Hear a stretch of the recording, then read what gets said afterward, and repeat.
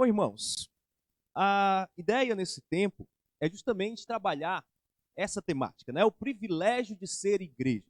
Nesse tempo que estávamos, pelo menos fechados, né, durante a pandemia, algo que é um alento para todos nós é justamente a ideia de que temos algo que transcende essa própria vida. Algo que nós podemos nos firmar. E isso é demonstrado de uma forma muito especial, muito maravilhosa, através da igreja. E por isso, então, é importante nós observarmos na palavra de Deus o privilégio que nós temos. O privilégio, justamente, de proclamarmos o nome do Senhor Jesus Cristo. O privilégio de levar a mensagem do Senhor Jesus Cristo através da igreja. Então, nesse tempo, vamos passar alguns domingos tratando exatamente disso. Como ser igreja, o privilégio que é isso. E vamos observar isso através do livro de Atos. Tá? Então nós vamos olhar o livro de Atos, Atos capítulo 1, versículos do 1 ao 11. Peço que os irmãos, então, cheguem nas suas Bíblias em Atos capítulo 1. É a primeira parte aí do livro de Atos. O Atos dos Apóstolos, capítulo 1, os versículos 1 ao 11. Os irmãos que quiserem, também temos esses slides, né, com a passagem, né, mas se preferirem, podem também olhar na Bíblia de vocês. E diz assim, então, o nosso texto.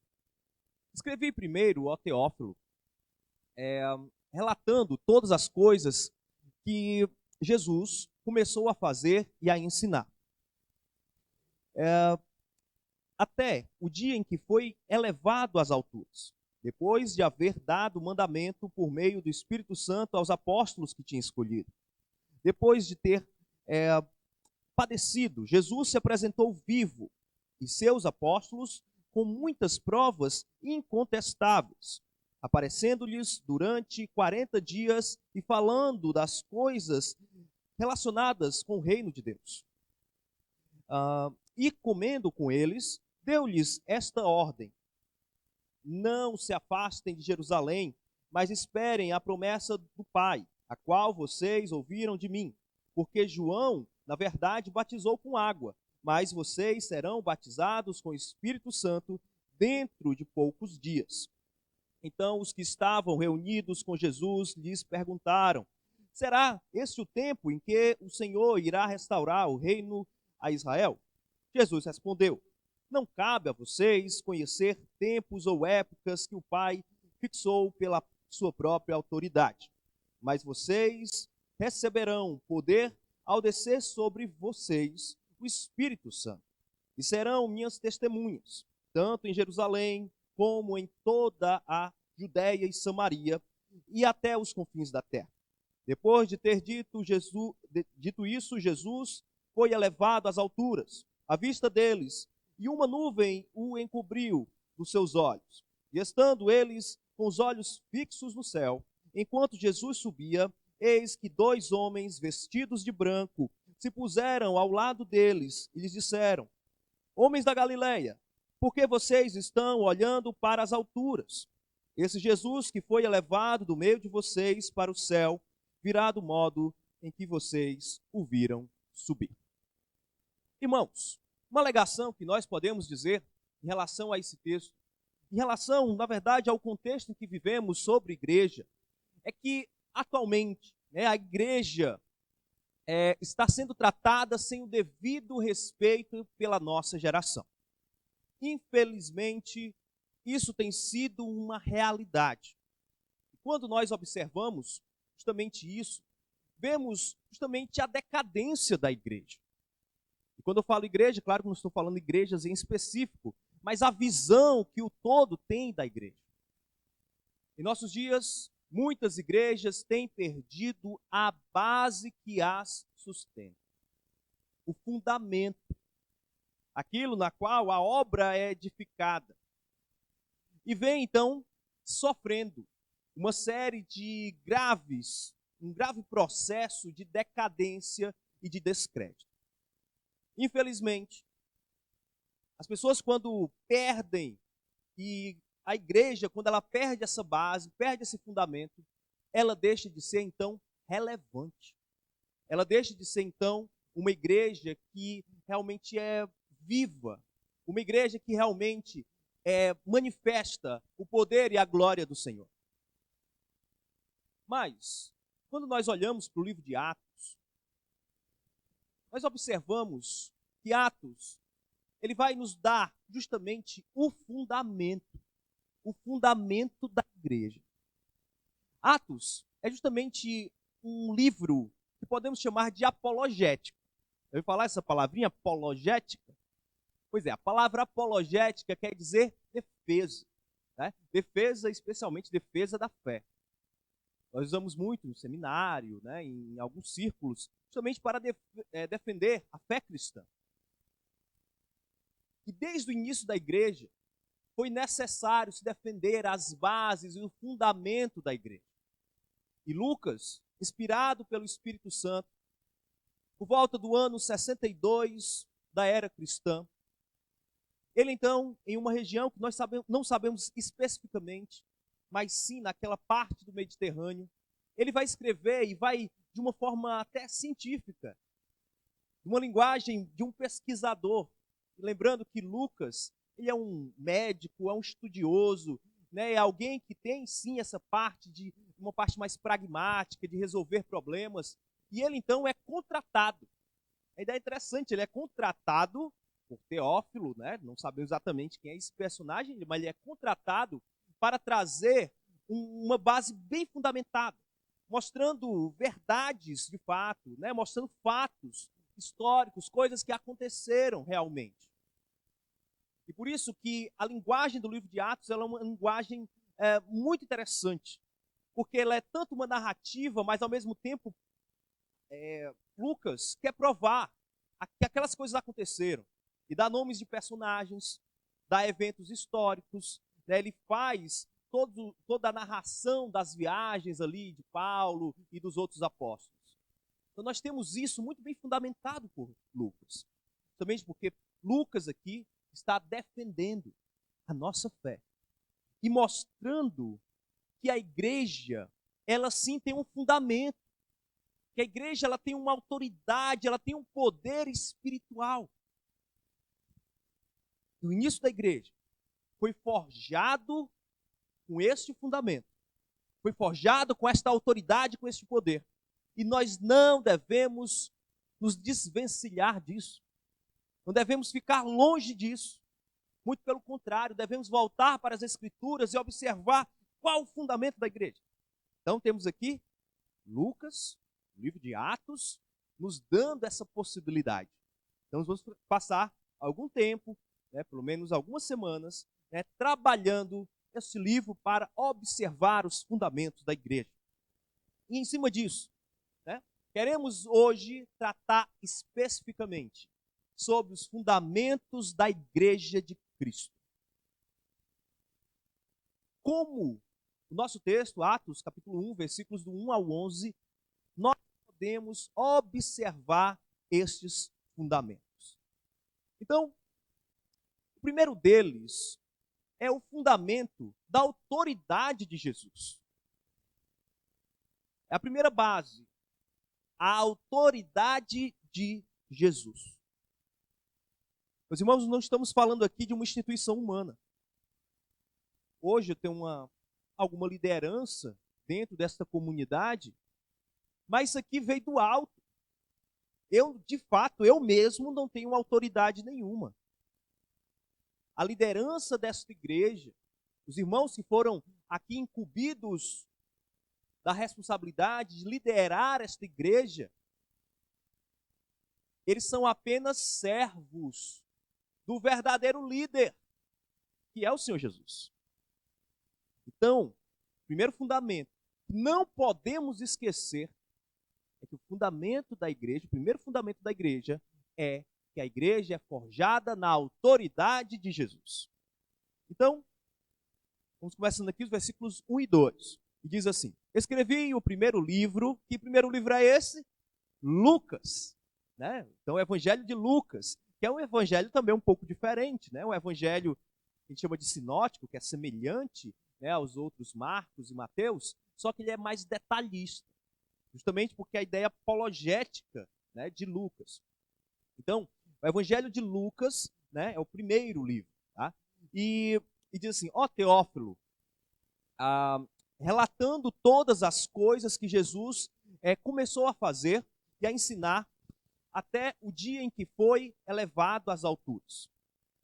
E aí, no versículo 2 diz assim: até o dia em que foi elevado às alturas, depois de haver dado mandamento por meio do Espírito Santo aos apóstolos que tinha escolhido.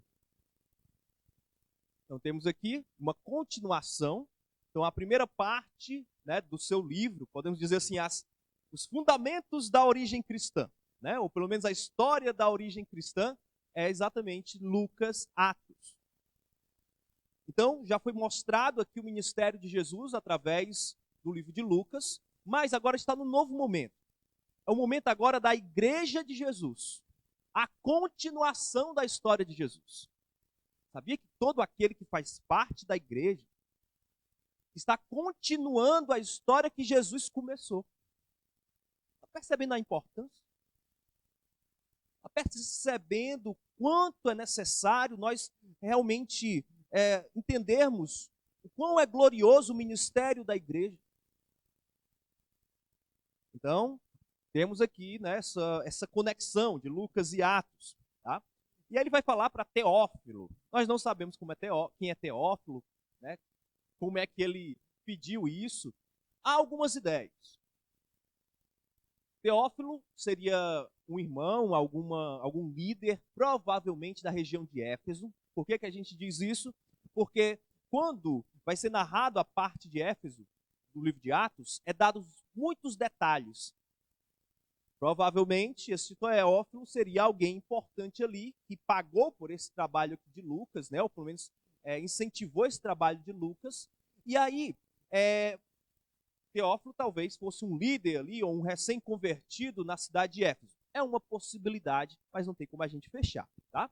Então, ele vai relatar uma série de eventos, certo? Então, começou lá com Jesus e agora vai mostrar até o momento em que ele foi elevado às alturas. E a parte que nós vamos falar aqui, pelo menos até o versículo 11, é muito a respeito disso, né? A respeito que Jesus foi elevado às alturas. E depois vai dizer que depois de haver dado mandamentos por meio do Espírito Santo aos apóstolos que tinha escolhido. Não sei se vocês perceberam aqui algo precioso. Foi dito aqui, né, que Jesus, ele vai dar mandamentos, dar ordens. Nós vemos uma linguagem autoritativa de Jesus. Porque de fato é Jesus quem manda. Jesus é o chefe da igreja. Jesus é que manda tudo na igreja.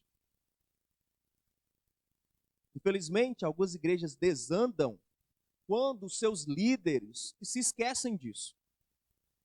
Nós somos meros subalternos. Eu sou um mero subalterno de Jesus e da história e da tradição cristã. Quando é dito aqui que os apóstolos, né, os primeiros ali a fazer o trabalho da igreja, então Jesus deu mandamentos a eles. Então os apóstolos, sim, são muito importantes, mas os apóstolos também são outros subalternos. Temos aqui algo muito especial, porque temos uma relação destes mandamentos com o Espírito Santo. Porque nesse instante, Jesus é a autoridade máxima da igreja e o Espírito, de maneira submissa. Hoje de manhã eu estava falando sobre submissão, as mulheres submissas, as esposas, né? Mas você está percebendo aqui que o Espírito Santo está agindo em submissão a Jesus em relação à igreja? Eu estou falando aqui do Espírito Santo. Deus. E Deus está se submetendo ao próprio Deus. Você perceber que submissão não tem nada a ver com uma questão de você ser inferior, porque o Espírito Santo não é inferior a Jesus, de forma nenhuma. Mas o Espírito Santo tem alegria em servir o Senhor Jesus Cristo. Por isso que diz aqui que o Espírito Santo está envolvido, e já já a gente vai ver que de uma forma um pouco mais ampla, né? O Senhor Jesus Cristo agora vai entrar em parceria com o Espírito Santo então vai governar e liderar a igreja, mas para a glória de Jesus. Então é algo que a gente precisa destacar nesse início. E depois, no versículo 3, diz assim: depois de ter padecido, Jesus se apresentou vivo a seus apóstolos, com muitas provas incontestáveis, aparecendo-lhes durante 40 dias e falando das coisas relacionadas com o reino de Deus. Jesus ressuscitou dentre os mortos e, ressurreto, ele ficou 40 dias com os seus discípulos. Por isso que a mensagem dos apóstolos, e quando os apóstolos pregavam, tinha uma autoridade tão grande. Porque todo mundo conhecia Jesus. Certamente Jesus era um personagem grandioso dentro de Jerusalém, pelo menos, né? O Império Romano não dava valor a Jesus. Mas dentro de Israel, pelo menos as pessoas mais simples, né, no início Jesus foi muito famoso. No início do seu ministério, que ele fazia milagres. Depois ele foi perseguido, né, no final do seu ministério foi muito perseguido, mas mesmo ele sendo perseguido, talvez não sendo tão amado, mas ele era conhecido. Com certeza ele era conhecido. E quando então Jesus ele é crucificado, e você já se perguntou por que Jesus foi crucificado no Gólgota? Uma espécie de montanhazinha lá em Israel. Ele foi colocado naquele pequeno monte para que todo mundo visse Jesus nu, esquartejado, justamente pelas chicotadas que recebeu, humilhado, e parece hoje muito estranho você ver isso. Mas na antiguidade, observar as mortes das pessoas que eram criminosas era uma espécie de evento de família, e as famílias lá observarem e dizer para os seus filhos: não faça igual essa pessoa não, igual esse criminoso não, senão você vai acabar assim. Então tinha isso também na cruz. A cruz era um instrumento de humilhação. Jesus então foi colocado naquela cruz, humilhado, visto por toda Jerusalém. Só que o nosso texto aqui está dizendo que Jesus, ressurreto, né, depois de ter padecido, Jesus apresentou-se vivo a seus apóstolos com muitas provas incontestáveis, aparecendo-lhes durante 40 dias e falando das coisas relacionadas com o reino de Deus. Quando a gente vai lá para 1 Coríntios, a gente também vai ver que Paulo vai dizer que pelo menos 500 irmãos, pelo menos daqueles que seguiam Jesus, dos discípulos de Jesus, viram Jesus ressurreto. Então temos realmente um evento grandioso. E Jesus ele ficou dando mandamentos durante 40 dias para os apóstolos, estarem firmados nas palavras de Jesus. E aí a gente pode continuar, versículo 4 e 5, né, os versículos 4 e 5, que diz o seguinte: e comendo com eles, deu-lhes esta ordem: não se afastem de Jerusalém, mas esperem a promessa do Pai, qual vocês ouviram de mim. Porque João, na verdade, batizou com água, mas vocês serão batizados com o Espírito Santo dentro de poucos dias. Aqui é uma mudança muito brusca. Estávamos tratando até o final dos evangelhos do Antigo Testamento, sabia? Evangelhos é Antigo Testamento. Essas palavras aqui de Jesus é o início fato, assim, sendo bem técnico, é o início do Novo Testamento. É o início, de fato, né, da igreja, né, do povo de Deus de uma maneira reformatada. E diz o seguinte, que eles carregariam uma promessa. Jesus já tinha falado lá em João, durante a ceia, a última ceia, né, o conteúdo da última ceia foi também anexa uma série de palestras. E essas palestras que Jesus fez, essas orações sacerdotais que Jesus fez, foi justamente para mencionar que o Espírito Santo iria guiar os apóstolos na época da igreja. Então Jesus, como autoridade, estou falando a autoridade, justamente a autoridade manda, a autoridade estabelece diretrizes. Aqui, se você tem um chefe, ou se você é chefe, você sabe. Você dá diretrizes e aqueles que estão abaixo de você acatam. Senão são demitidos, né? Então, a ideia aqui de Jesus, né? Jesus está então dando as diretrizes. As diretrizes para os líderes da igreja. E vem aqui nesse momento, né? Quando ele vai mostrando que iria chegar em Jerusalém um evento fantástico. O Espírito Santo, que estava envolvido no Antigo Testamento com o templo, com a Arca da Aliança, né, com todas essas questões. Então, para saber onde é que estava o Espírito Santo de Deus de uma maneira simbólica no Antigo Testamento, você diz, está em Jerusalém. Mas aqui, Jesus, né, ele vai começar, ele vai de uma ideia maravilhosa, né, que Deus teve, que agora de Jerusalém, onde existia o templo, eles iriam receber o Espírito Santo. Não seria apenas o batismo como das águas, que onde você morre e ressuscita para Deus. Não é somente isso. O templo de pedra, lá do Antigo Testamento, ele já tinha perdido o seu valor simbólico. Mas este valor simbólico, ele vai ser agora manifesto, vai ser dado para todo o crente. Percebe o que é que Deus está fazendo? Cada crente carrega um templo em si. Cada crente é um templo de Deus, representa Deus na terra. Isso é algo fantástico, meus irmãos. Muitas vezes nós deixamos de lado essa informação tão maravilhosa, tão especial.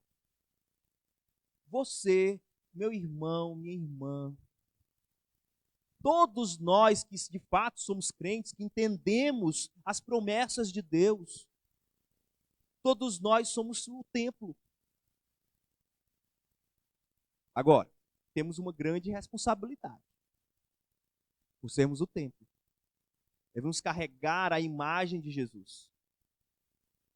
O nosso batismo, e o que Jesus está falando aqui, que Lucas está nos dizendo aqui, é que o Espírito Santo, esse batismo aqui, batiza todos os crentes da igreja. Isso eu preciso reforçar, porque existe uma linha aí teológica que fala que você recebe o Espírito Santo depois que você se converte, em algum momento posterior à sua conversão. Esse texto não está dizendo isso. Ele diz que assim que essas pessoas, né, esses apóstolos, esses primeiros convertidos aqui na época da igreja, eles receberam o Espírito Santo. Então todo aquele que é nascido de novo na época da igreja já recebe o Espírito Santo, é embutido. Você se converteu, está com o Espírito Santo, você agora é um representante de Deus na terra. Você agora é o templo ambulante, você agora tem que manifestar a glória de Deus a este mundo. É o seu dever, a sua missão. Essas palavras que foram ditas aqui para os apóstolos, ela é extensiva a todos nós. A autoridade de Jesus também é extensiva a todos nós. Nós não estamos aqui recebendo, dando continuidade apenas a uma história, a uma tradição. Estamos dando continuidade aqui às palavras que Cristo disse para os apóstolos ali no início da igreja. Então, o primeiro fundamento da igreja é a autoridade de Jesus. Jesus deixou de ser o chefe, deixou de ser aquele que manda na igreja por meio das suas palavras. Certamente aquilo deixou de ser uma igreja, virou um clube social, virou uma empresa, virou qualquer outra coisa menos uma igreja. Nós só sabemos que uma igreja é verdadeira quando Jesus continua sendo a autoridade. E essa autoridade, meus irmãos, está com cada um de nós, está comigo, está com vocês. Essa autoridade, meus irmãos, ela só é visível se vocês manifestarem isso ao mundo. Não adianta aqui eu botar uma cruz aqui bem grande. Aí você vê, aqui é uma igreja mesmo. Não, aqui é um prédio que tem uma cruz. Mas nada além do que isso. O que diz se aqui é uma igreja de verdade é se você, como crente, está sendo fiel. Fiel e submisso, obediente à autoridade de Jesus. O próprio Espírito Santo foi obediente a Jesus. O próprio Deus é obediente a Deus. Que coisa perfeita, maravilhosa, né? Então, irmãos, precisamos levar isso muito a sério. E algo que eu quero aqui deixar com os irmãos é que Jesus, então, ele ensina e ele promete que o Espírito chegaria para governar a sua igreja. Jesus diz, isso aqui eu estabeleci que a minha igreja vai agir assim. O Espírito é que vai guiar e governar a igreja. Então, quando nós buscamos o Espírito, quando nós aprendemos as palavras de Jesus, eu creio que vocês estão vindo para a igreja para aprender as palavras de Deus, mas você aprende e você também manifesta. Justamente porque essa promessa que já foi dada lá no começo da cristã, nós já estamos no meio dela. Então nós precisamos, hoje já estamos no cumprimento disso. Precisamos manifestar, então, a glória de Deus, porque o Espírito já está em nosso meio. Está no nosso meio. Mas uma segunda questão que nós precisamos, então, orientar aqui, é que é justamente um segundo fundamento. E o segundo fundamento é justamente o testemunho de Jesus. Primeiro, a autoridade. Mas em segundo agora, o testemunho de Jesus. Testemunhar, meus irmãos, é falar, é proclamar. Imagina, você viu um crime. Tá na sua frente, aconteceu um crime. Alguém foi baleado na sua frente. Vai chegar a polícia e diz, você viu o crime? Viu o crime. Foi assim, assim, assim. Do que deu para eu ver, foi assim. Pronto, você é uma testemunha. Muito simples. Também é muito simples ser testemunha de Jesus. Jesus transformou a sua vida. Jesus, ele mudou o seu viver. Jesus mudou a sua história. Você se reconhece antes como um pecador desprezível que precisava da misericórdia de Deus. E você então encontra Jesus, entende a mensagem de Jesus e agora sua vida é transformada. Você agora tem uma nova perspectiva de vida. Você simplesmente vai dizer, olha, eu era assim, desse jeito antes. Aí eu conheci Jesus, de verdade. Tive um relacionamento com Jesus e tenho um relacionamento com Jesus. E Jesus está mudando a minha história. Jesus está mudando o meu viver. Então, isso é testemunha. Vamos observar o que é que Jesus nos fala em relação a isso, né? Então, os versículos 6 e 7 assim diz.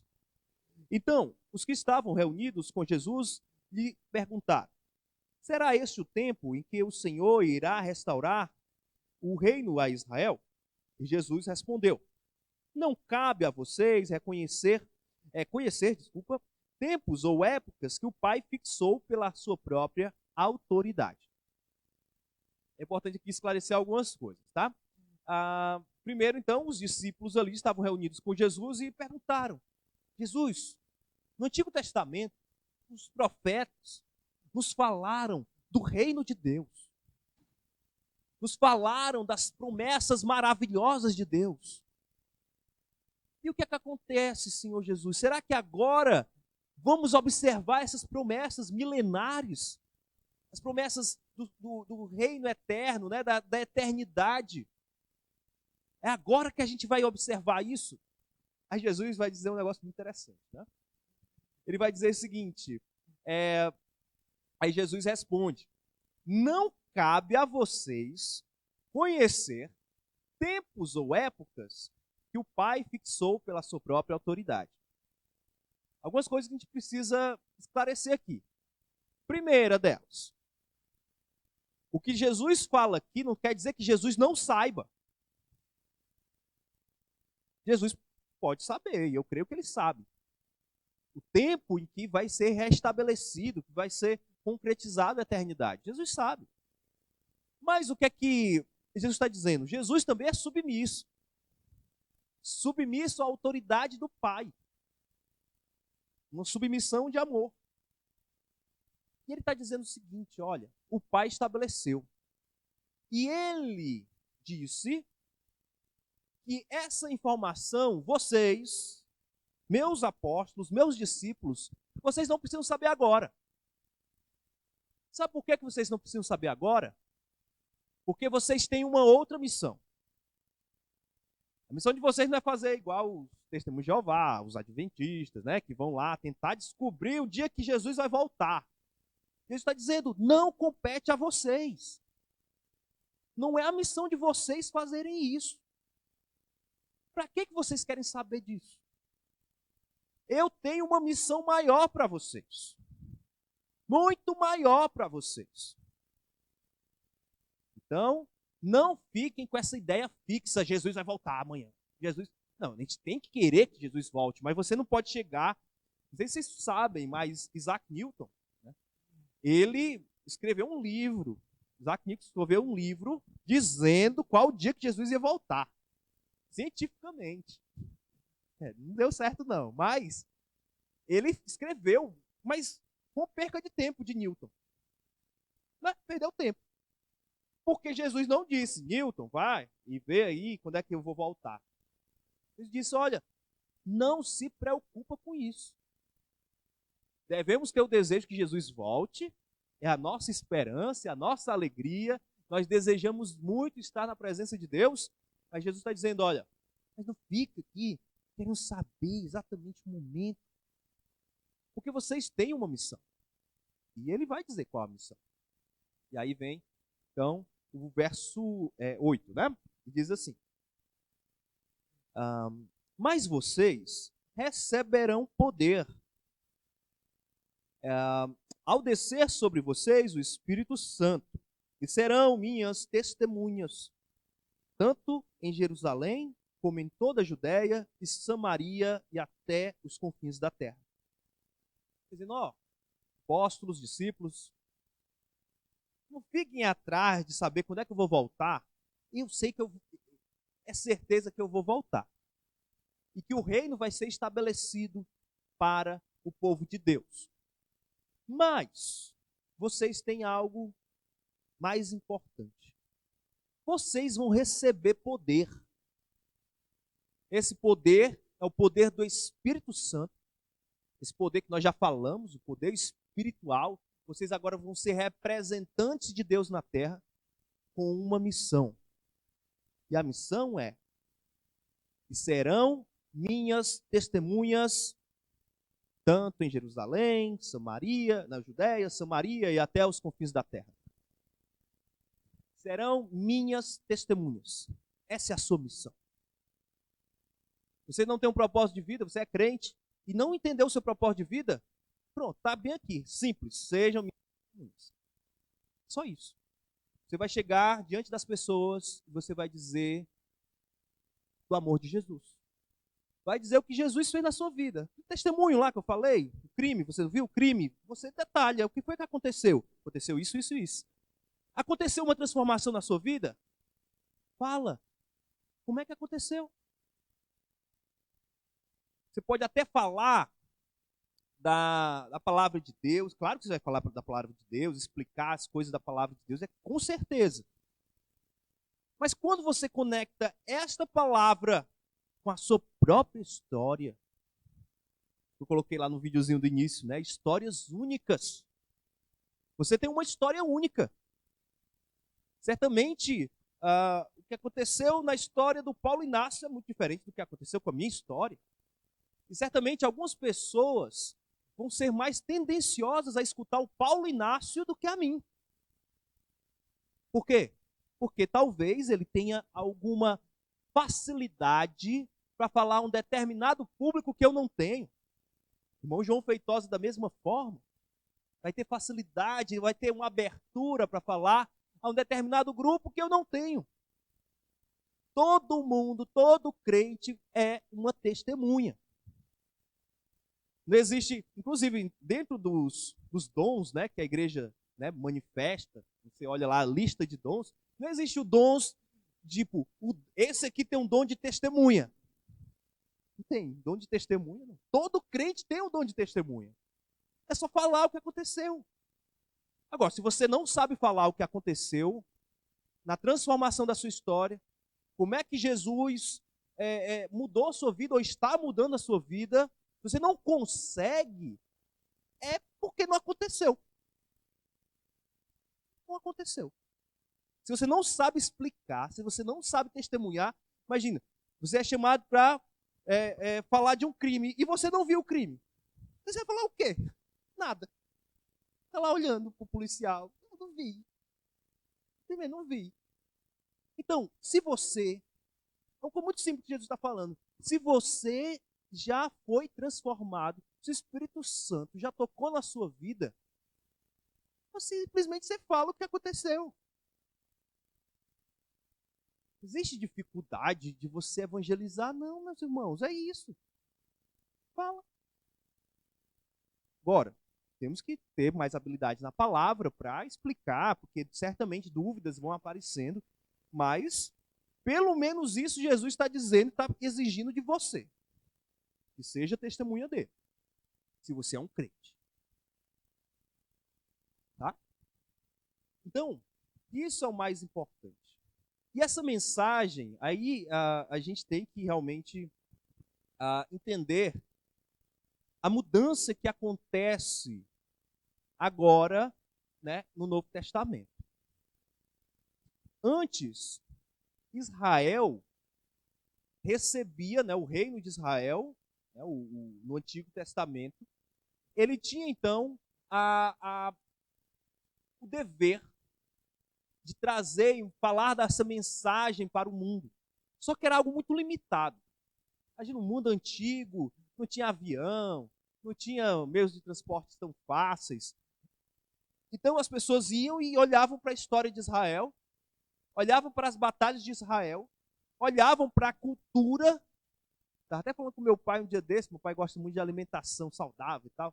E eu estava explicando lá que os judeus, na história dos judeus, toda a história, o judeu sempre foi reconhecido como um povo que melhor se alimentou, que teve a melhor saúde. Isso você pode estudar em livros de medicina, em livros de enfermagem, você vai entender isso.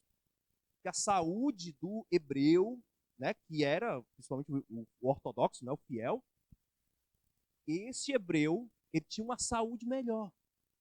Então, o que Deus fazia no Antigo Testamento? Olhava para aquele povo em específico, né? Então os reinos de fora, as nações de fora, as pessoas de fora olhavam para aquele reino e diziam, essa nação é diferente. Ela nem é tão poderosa assim, não tem um exército tão grande, mas a história dela, as batalhas que eles conseguiram vencer, até mesmo os momentos em que eles perderam batalhas, tudo é explicado por causa da mão de Deus. Era diferente. Era a história de uma nação que comunicava ao mundo. Só que no Novo Testamento é algo muito mais individualizado. Não falamos apenas da história de um povo, mas falamos da minha e da sua história. Nós estamos conectados com essa história maravilhosa. Não é uma coisa distante, não é uma coisa de uma nação, mas uma coisa que aconteceu conosco. Transformou nossa história. E nós podemos dizer, e pegamos esse livro aqui, explicamos às pessoas, e nós levamos, e a ideia, agora no Novo Testamento, é que nós devemos nos mover, ou pelo menos encontrar recursos e maneiras para espalhar a palavra. Jesus disse, olha, antigamente estava concentrado em Jerusalém, né, no meio de Israel, mas agora vocês devem sair de Jerusalém, vão para a Judéia, né, que era a região onde estava Jerusalém, depois vão para a região vizinha, que é a Samaria, vão para a Samaria, depois da Samaria, vocês então vão para, espalhem-se pelo mundo, para os confins da terra. Onde é o confim da terra? Todo canto do mundo. Então agora os missionários devem ir, devem se espalhar.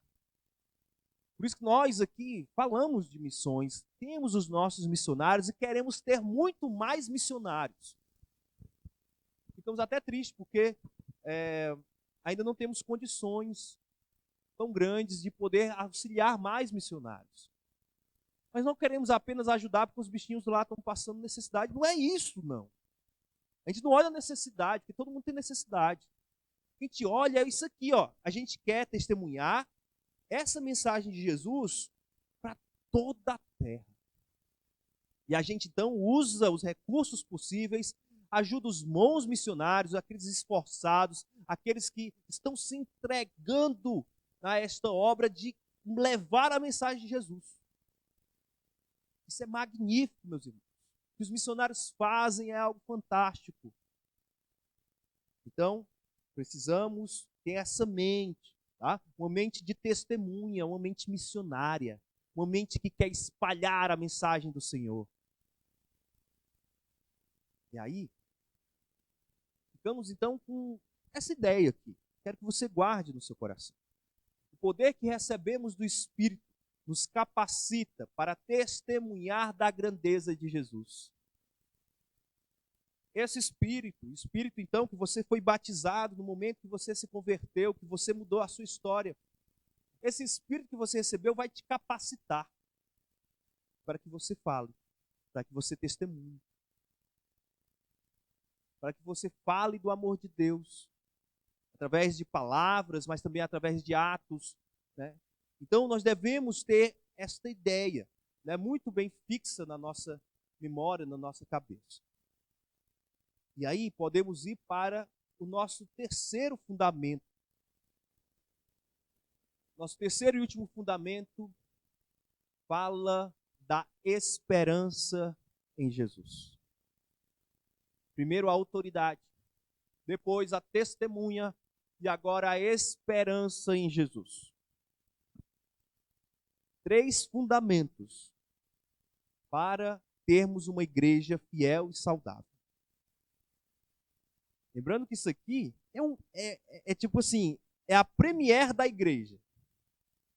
É a prévia da igreja. A igreja ainda oficialmente só começa em Atos 2. É quando desce o Espírito Santo lá em Jerusalém, né, em Pentecostes. Mas aqui Jesus está dando todas as bases, os fundamentos que a igreja não pode se esquecer. E o terceiro fundamento é a esperança em Jesus. Vamos entender um pouco mais disso. Então diz assim o versículo 9. Depois de ter dito isso, Jesus foi elevado às alturas, à vista deles, e uma nuvem o encobriu dos seus olhos. E estando... Desculpa, até o versículo 9, né? Então, depois de ter dito isso, né? Então Jesus estava dizendo, olha, vocês têm que ser testemunhos. Jesus, então, foi elevado às alturas. Uma cena magnífica, né? Você olhar e ver Jesus subindo. Uma pessoa subindo, sendo elevada aos céus. Tá? Isso aqui foi algo grandioso. Tá? Então, os apóstolos estavam vendo, os discípulos estavam vendo, olhando para Jesus, e aquilo ali ocorrendo, e eles estavam assim, em ação, né? Agora, bem que eles já tinham visto muitos milagres e muitas coisas, mas, assim, aquilo é uma saída triunfal de fato, né? Jesus, então, sendo assunto ao céu, né? Levado ao céu, tá? E diz então que uma nuvem o cobriu dos seus olhos. Este evento, meus irmãos, ele é muito marcante. A ascensão de Jesus representa o evento final do ministério de Jesus na terra. De fato, o evangelho de Jesus, no sentido humano, se encerra com a ascensão de Jesus. Jesus agora vai gerenciar de longe. Quando falo de longe, longe é no sentido corporal mesmo, tá? Vai de uma forma também muito maravilhosa, porque agora Jesus tem duas naturezas, ele é ao mesmo tempo 100% Deus e 100% homem. Como ele faz isso, ninguém sabe. A Bíblia não explica e também acho que não tem necessidade de explicar. Mas Jesus não está no sentido agora próximo como estava na época ali do primeiro século, nas primeiras décadas do século I. Não está ali podendo, você pode falar, pode tocar em Jesus. A gente não pode ainda. Ainda é uma relação nesse sentido distante fisicamente.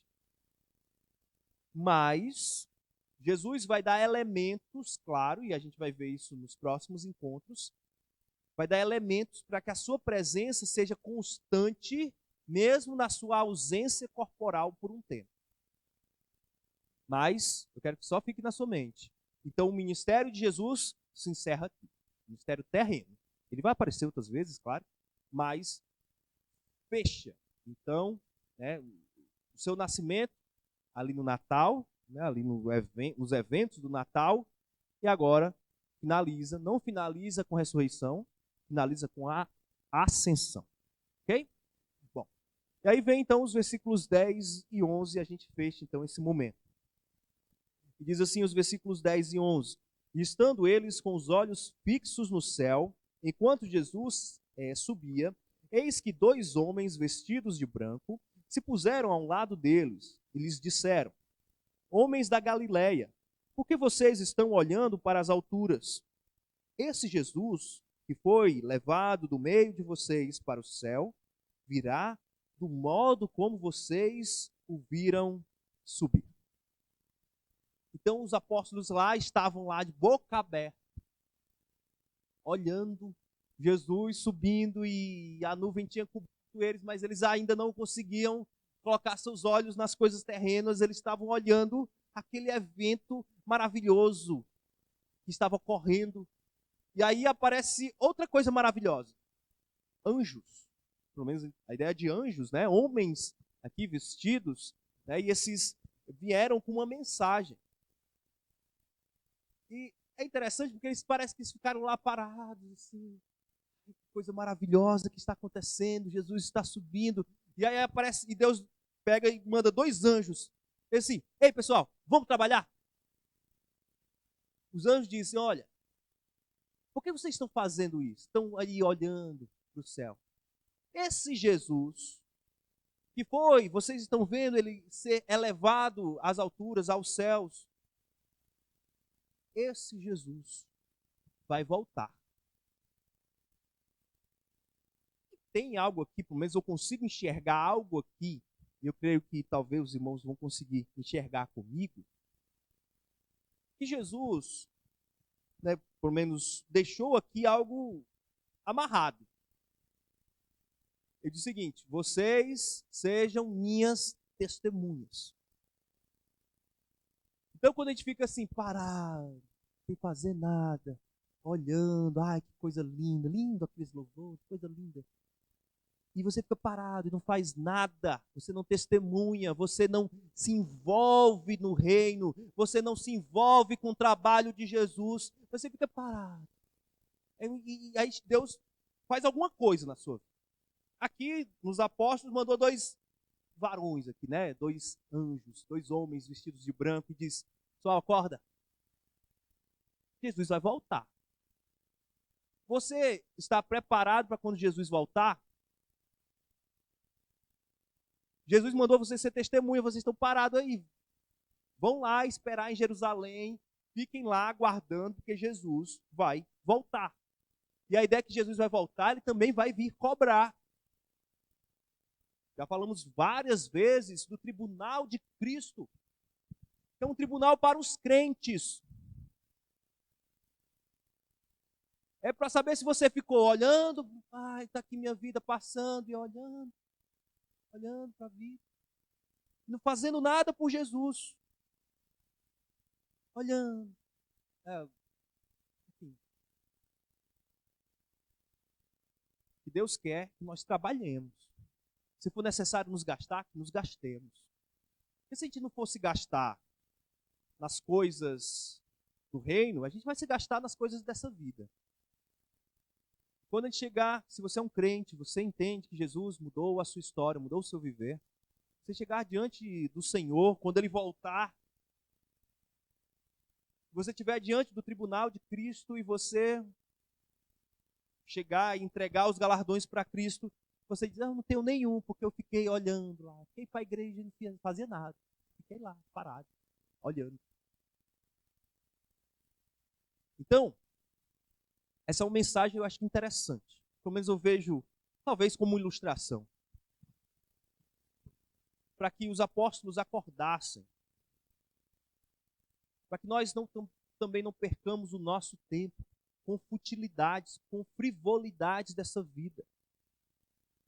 Possamos estar focados no reino. Possamos nos gastar para o reino.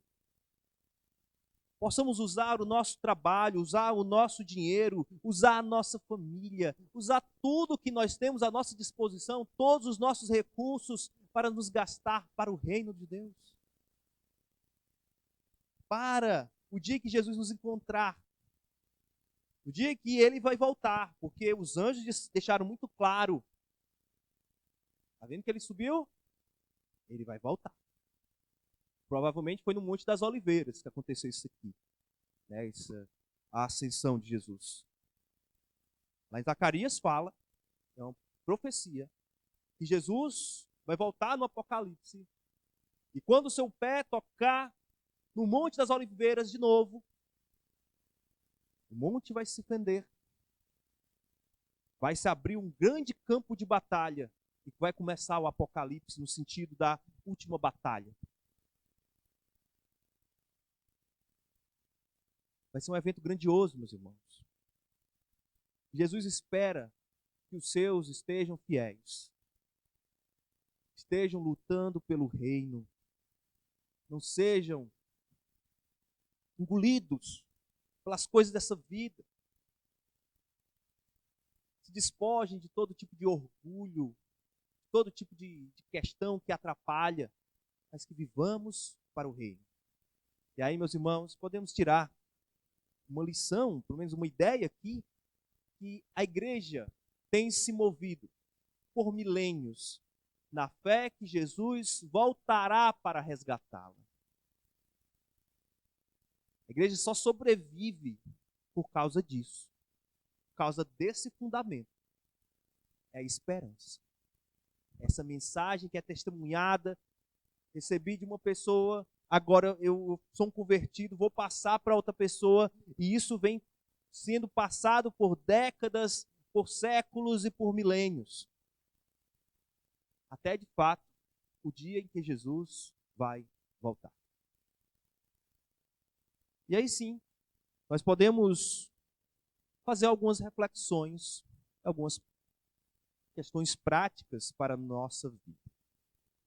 A primeira delas é que a igreja é uma instituição que é governada de cima para baixo através da palavra. Não existe aqui uma questão horizontal. Todo mundo aqui é igual. Não. Jesus é o cabeça, autoridade máxima. E nós somos apenas submissos, servos dele. Então a igreja é regida de cima para baixo, nunca horizontal. Se a gente acha que é horizontal, então a gente começa a botar ideias nossas aqui, ideias que mexem com a palavra de Deus. Isso é uma tragédia. É horizontal. O que está dito aqui a gente segue. O que não está, tudo bem. Mas o que a palavra manda, nós fazemos. É vertical. É de cima para baixo. Uma segunda reflexão que podemos fazer é que a proclamação do nome de Jesus jamais deve ser abandonada pela igreja. Uma igreja que não prega, uma igreja que não manifesta a glória do Senhor pelos recursos que tem, pode ser através do folheto, através de um evento, pode ser através da internet, não sei o que é que a gente pode fazer. Mas uma coisa é certa, devemos fazer algo. Não podemos deixar de ser testemunhos. E, por último, a certeza que Cristo vem resgatar a sua igreja deve nos alegrar e motivar. Jesus vai voltar. Jesus quer que estejamos fiéis, satisfeitos nele, buscando a sua glória e o seu poder. Então devemos agir assim. Devemos buscar, o reino do Senhor e na certeza que isso tudo que nós falamos aqui, que os varões, que os homens de branco aqui falaram, isso que vai acontecer com certeza. É só uma questão de dias, de tempo. Mas vai acontecer.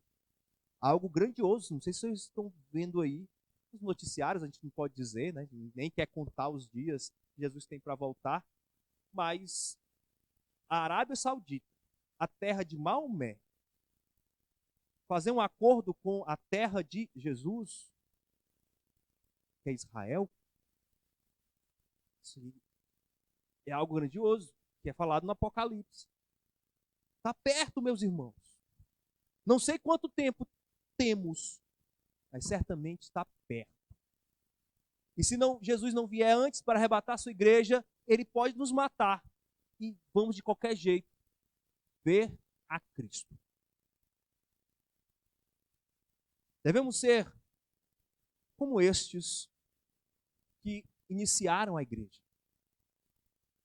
Estes homens e mulheres que testemunharam até o fim. Eu ouvi falar da palavra mártir. A palavra mártir quer dizer testemunha. Eu acho que já falei aqui em outros momentos. Mártir quer dizer, vem do grego, testemunha. Os primeiros cristãos, aqueles que estavam próximos a Jesus no sentido cronológico, estes deram a própria vida por essa mensagem. Eles não mataram por essa mensagem, não. Muito fácil. Como os islâmicos matam por uma mensagem. É muito mais difícil você deixar ser morto. Então, pessoas se deixaram ser mortas, se sacrificaram por uma mensagem, pelos fundamentos da igreja. Então, não esqueça. Jesus, ele é a autoridade, o centro e a esperança que sustenta a verdadeira igreja. A Igreja Batista do Cordeiro só será uma igreja verdadeira se os seus membros, que têm o Espírito Santo de Deus, agirem debaixo desta autoridade, debaixo desta centralidade e nessa esperança. Vamos então orar. Senhor Santo Deus, nosso Pai maravilhoso, te agradecemos, Senhor, pela oportunidade que temos de ser igreja, de falar sobre a igreja e de falar da tua glória através da igreja. Nos ajuda, Senhor, nas nossas deficiências. Falamos aqui uma série de verdades contidas na tua palavra.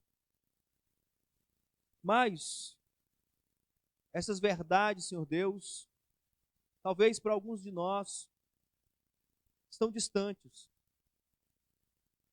Para outros, precisam ser corrigidos algumas coisas. Mas, Senhor, nós te pedimos que possamos ser relevantes na tua igreja. Possamos lembrar que teu filho vai voltar. Que Jesus vai pisar nesta terra novamente.